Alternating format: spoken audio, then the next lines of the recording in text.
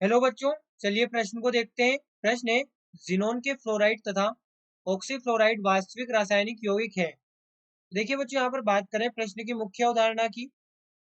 मुख्य अवधारणा देखिए, जैसा कि हमें पता है कि सन 1962 के बाद में यहाँ पर जिनोन के वास्तविक यौगिक प्राप्त हुए थे, वो भी किसके अनुसंधानों से? तो हमें पता है यहाँ पर एक रसायनज्ञ थे जिनका नाम था नील बर्टलेट। नील बर्टलेट, जिन्होंने जिन्होंने अनुसंधानों के दौरान जिन्होंने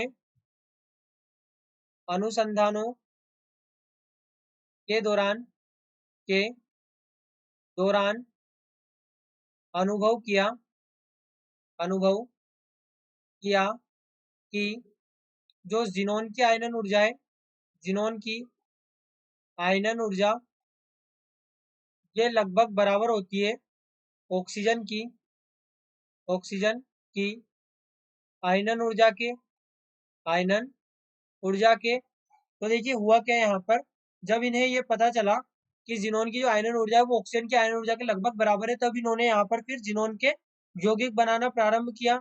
तो सबसे पहले यहाँ पर जिनोन का जो है डाइफ्लोराइड का यहाँ पर हमारे पास में इन्होंने सबसे पहले एक यौगिक बनाया, जो कि यहाँ पर था जिनोन प्लस PTF6 माइनस, ये सर्वप्रथम बनाया गया यौगिक था, सर्वप्रथम यौगिक था।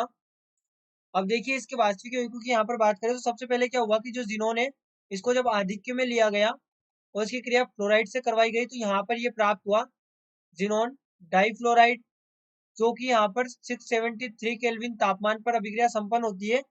इसके बाद में देखिए जब जिनोन की क्रिया फ्लोराइड से करवाई गई और यहाँ पर जो अनुपात लिया गया वो लिया गया 1:5, और ये क्रिया करवाई गई 873 केल्विन तापमान पर।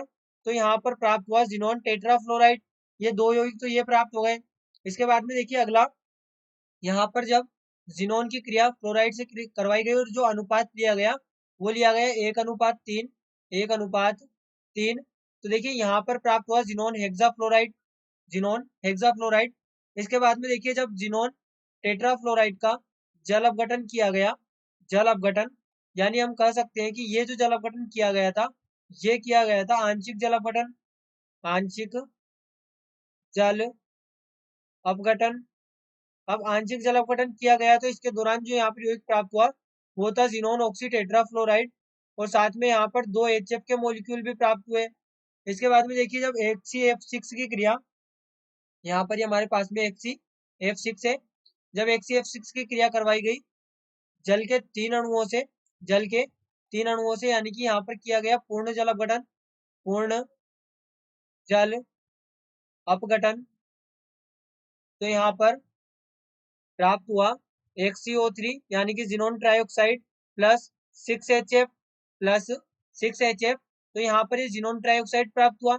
यहाँ पर जिनोन ऑक्सी टेट्राफ्लोराइड प्राप्त हुआ जब जिनोन हेक्साफ्लोराइड के आंशिक और पूर्ण जल अपघटन किए गए। तो देखिए यहाँ पर ये हमें वास्तविक यौगिक प्राप्त हुए थे, ये हमें वास्तविक यौगिक प्राप्त हुए, यानी कि हम कह सकते हैं कि जो जिनोन के फ्लोराइड और ऑक्सीफ्लोराइड है, जिनोन के, यहाँ पर इसे हम लिख दें जिनोन के फ्लोराइड, जिनोन के फ्लोराइड और ऑक्सीफ्लोराइड, ऑक्सी फ्लोराइड वास्तविक यौगिक हैं, वास्तविक यौगिक हैं। तो बच्चों यहाँ से हम कह सकते हैं कि जो दिया गया कथन है ये यहाँ पर सत्य है, सत्य है, दिया गया कथन सत्य है, दिया गया कथन सत्य है। तो बच्चों आशा करते हैं आपको प्रश्न समझ आया होगा। धन्यवाद।